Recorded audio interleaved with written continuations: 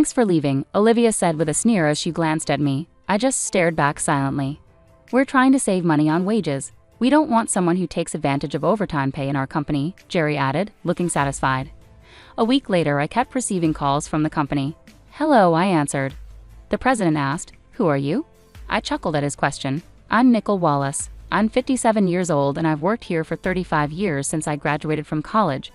Our company provides administrative support, handles social insurance and taxes for our clients, especially for busy company presidents who focus on sales and lack time for paperwork. I work in the tax department. I earned my bookkeeping and tax accountant qualifications in school, which led me to join this company. Currently, I manage 41 clients, keeping me quite busy. Even though a part-timer helps with accounting entries, it's still a lot to handle. But I can't show any weakness. Our clients are long-term relationships, many of whom have faced tough times. Seeing them persevere motivates me to keep going, so here I am again today, in front of my computer. Lately, I've been having a hard time. Jerry and Olivia have been bothering me a lot. Jerry, who's 6 years younger than me, is now the head of our tax department. He used to be just a regular colleague, but ever since he got promoted 5 months ago, his attitude completely changed. He used to speak politely, but now he's always sarcastic or complaining. Nicole, what are you doing? You've got some nerve slacking off during work hours, he'd say, glaring at me while I'm researching tax-saving strategies for our clients. When I tried to argue back, Jerry stayed calm and said, just check the manual for that. Don't do anything unnecessary, and if you end up working overtime, don't expect to get paid for it. I overheard Olivia, Jerry's assistant, saying, Nicole, you should work more efficiently. At this rate, you'll never finish. She laughed mockingly, adding, that's probably why you're still just a regular employee. I was actually the first one offered the promotion to head the department, but I turned it down. Being the head would mean more time managing and less time working directly with clients. Since it was an internal offer, Jerry and Olivia didn't know about it. I'll make sure to keep up with my regular duties, I managed to say. Despite everything, Jerry and Olivia kept harassing me. You're racking up overtime again. What a waste, Jerry's angry voice echoed today. Nicole, enough already. Your constant overtime is dragging down the whole tax department's performance, Olivia sighed. The reason for yesterday's overtime was simple. Jerry had let a month's worth of declaration forms pile up, all due by the end of the month. After work yesterday, he abruptly dumped several client files on my desk. My heart sank when I saw them. Wait, aren't these all due this month? I asked in confusion, but Jerry was already packing up. I'm leaving. Take care of these, he said briskly and hurried out of the office. Good luck, Olivia added, following Jerry with a mocking laugh. Unbelievable, I sighed as I opened the client files left on my desk. Some of them were supposed to be Olivia's responsibility. I sighed even deeper. I understood why Jerry was harassing me. They wanted me to retire quickly. I have more experience and deeper knowledge in taxation than him, so other members of the tax department often come to me with their questions instead of Jerry. There are other reasons why everyone avoids Jerry. He looks oily and unfriendly. The only female employee who stays close to him is Olivia. Jerry has a preference for younger women. That's probably why he wants me to retire, so the other female employees will rely on him more. It's such shallow thinking, it makes me uneasy. Also, he simply doesn't like me. Olivia was harassing me to gain favor with Jerry. Since Jerry evaluates the tax department's performance, she probably aimed to undermine me to get a good evaluation from him. Anyway, I have to handle these declarations. I need to prepare tax forms for my assigned companies, but it seems like I won't finish today's work either. If I try to claim overtime, I'll just get complaints from Jerry and Olivia, so I resigned myself to working unpaid overtime. One day I was suddenly summoned to the president's office. Our company had recently undergone a change in leadership. The founder's father, who had been running the company, had fallen ill, and his son, who previously worked elsewhere, took over despite being unfamiliar with our operations. Excuse me, I said as I entered the president's office. I noticed Jerry and Olivia there, both wearing unpleasant smirks. Why are Jerry and the others here? I muttered quietly, trying not to be heard. In this tense and strange atmosphere, the president spoke. Nicole, we need you to resign by the end of this month. Excuse me? What do you mean? I asked, feeling bewildered. I've been informed by Jerry and Olivia that you've been billing excessive overtime. While other members of the tax department have around 16 hours of overtime per month, you've logged over 83 hours. Doesn't that strike you as odd? Jerry and Olivia haven't logged any overtime this month. Quite impressive, don't you think? The president looked at me sternly. The reason my overtime was so high this month was because I was covering Jerry and Olivia's workload. I wanted to explain, but blaming Jerry could make it seem like I couldn't manage my time. So I stuck to the facts. I haven't overbilled for overtime. It's because I couldn't finish my work within regular hours, I clarified. The president sighed deeply. I'm skeptical, but without evidence, I won't pursue it further. However, we can't continue to employ someone who works at that pace, so I need you to resign. The president seemed resolute, asking me to leave the company where I'd dedicated my entire 35-year career. I felt worn out too. No matter how much extra work I took on, it never seemed to be acknowledged. Instead, I ended up shouldering Jerry and Olivia's responsibilities as well. Yes, I understand. I'll resign at the end of this month, I repeated to the president, realizing I had already agreed to it. I glanced at Jerry and Olivia. They were smiling smugly, clearly pleased with the outcome. After leaving the president's office with them, Olivia sneered at me, saying, "Thanks for quitting." I just stared back at her silently. Jerry echoed the sentiment, looking down on me as well. "We're cutting labor costs. We don't need someone who takes advantage of overtime pay at our company," he added, seemingly pleased. As I watched them chat cheerfully, I began preparing handover documents for all my clients. It was important to ensure a smooth transition, so I made sure to personally say goodbye to those I was handing over to. I also tried to schedule a meeting with the president to bid farewell in person. For those I couldn't meet, I sent letters informing them of my successor. A week after resigning, I finally had a moment to relax at home. I had been swamped with handover tasks right up to my last day, and even before that, my workload had been heavy. A bit of relaxation seemed well-deserved. Just as I was thinking this, my phone rang. When I saw the call was from the company, I hesitated. I had already taken care of the social insurance procedures, so I ignored the first few calls. But they persisted, even calling from Jerry and Olivia's personal phones. Perhaps they hoped I would answer if it seemed urgent from the company. Eventually, feeling reluctant, I picked up. "Hello. Nicole, it's chaotic here," the president said urgently. "Who exactly are you?" I chuckled bitterly. "Who am I now? Just an unemployed woman. I've resigned from the company, so that's all I am at the moment." The president continued urgently. "Since you left, we've had 55 calls to halt transactions with the company. Please come back immediately." With that, he abruptly hung up. He sounded genuinely panicked.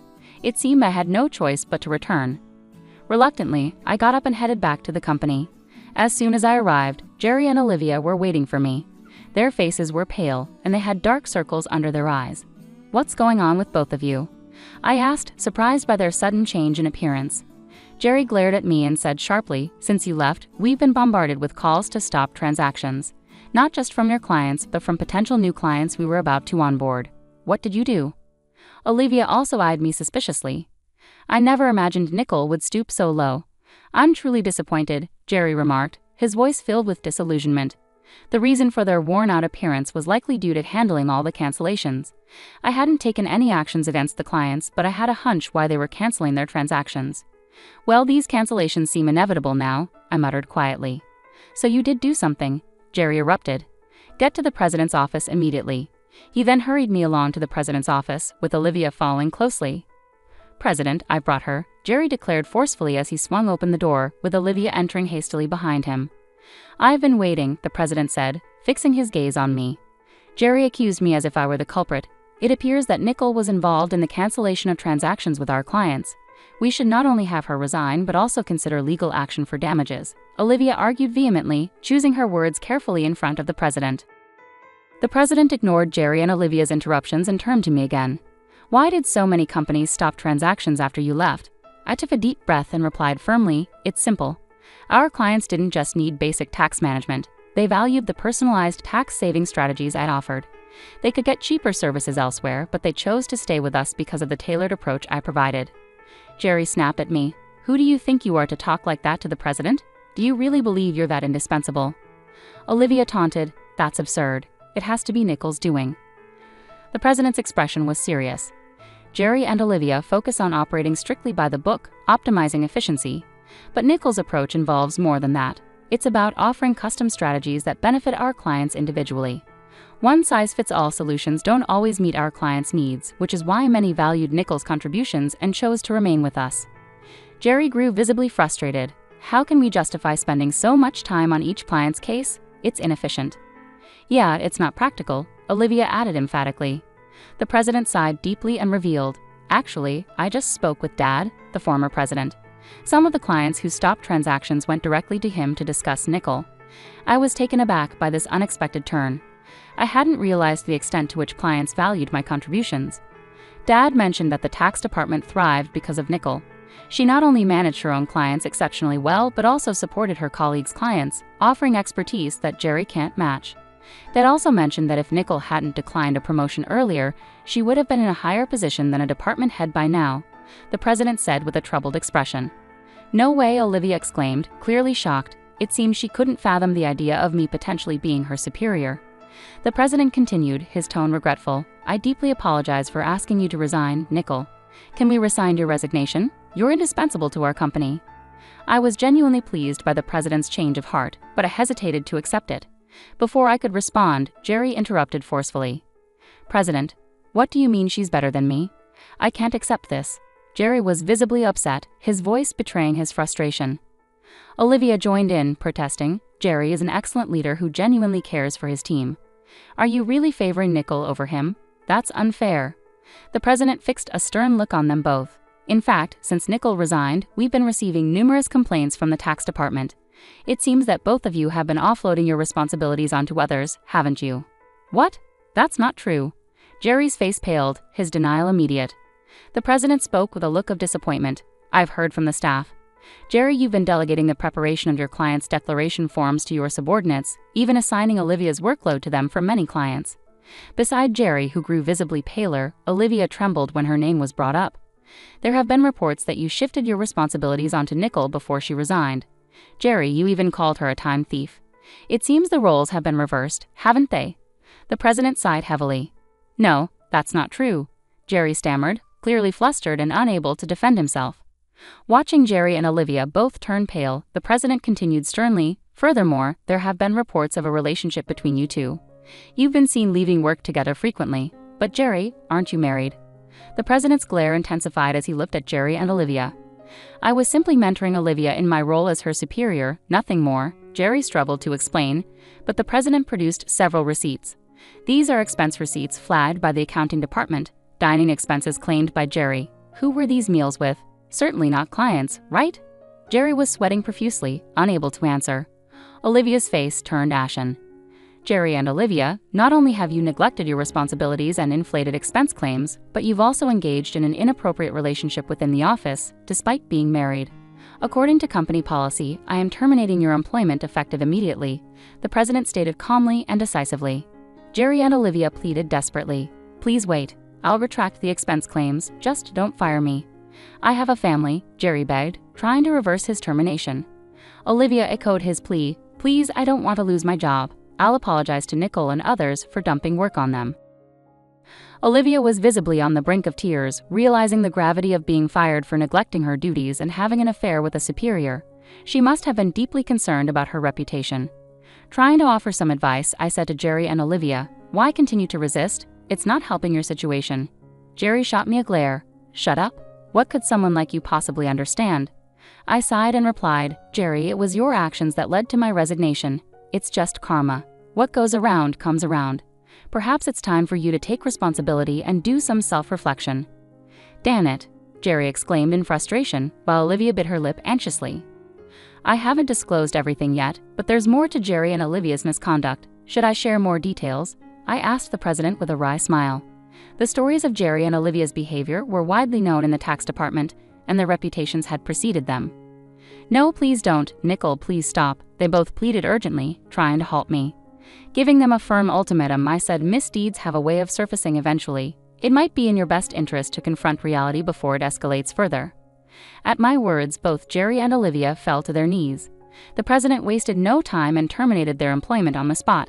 Later, I disclosed their wrongdoings, which included Jerry fabricating business trips to spend time with Olivia for days, as well as pressuring disliked colleagues to resign by unfairly reprimanding them and imposing sudden, unreasonable deadlines. Former employees who had resigned had asked me to keep quiet initially, but now that they were happily employed elsewhere, I felt it was appropriate to speak up. The president was incensed by the revelations.